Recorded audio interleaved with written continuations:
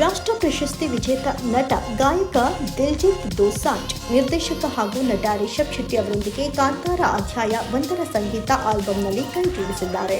ಈ ಸಂತಸದ ಸಂಗತಿಯನ್ನ ಇನ್ಸ್ಟಾಗ್ರಾಂನಲ್ಲಿ ಹಂಚಿಕೊಂಡಿರುವ ದಿಲ್ಜಿತ್ ಮೂಲ ಕಾಂತಾರ ಸಿನಿಮಾ ತಮ್ಮ ಮೇಲೆ ಮಾಡಿದ ಪರಿಣಾಮವನ್ನ ಸ್ಮರಿಸಿದ್ದಾರೆ.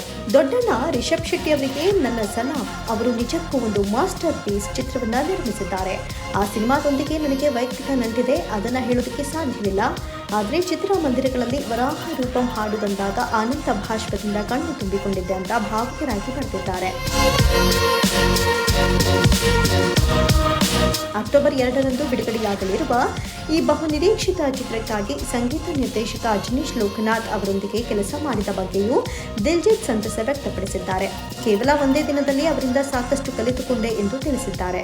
ದಿಲ್ಜಿತ್ ದೋಸಾಂಜ್ ಮತ್ತು ರಿಷಬ್ ಶೆಟ್ಟಿ ಅವರ ಈ ಮೈತ್ರಿ ಹೊಂಬಾಳೆ ಫಿಲ್ಮ್ಸ್ ನಿರ್ಮಾಣದ ಕಾಂತಾರ ಅಧ್ಯಾಯ 1 ಚಿತ್ರಕ್ಕೆ ಹೊಸ ಸಂಗೀತದ ಸ್ಪರ್ಶ ನೀಡುವುದು ಖಚಿತ.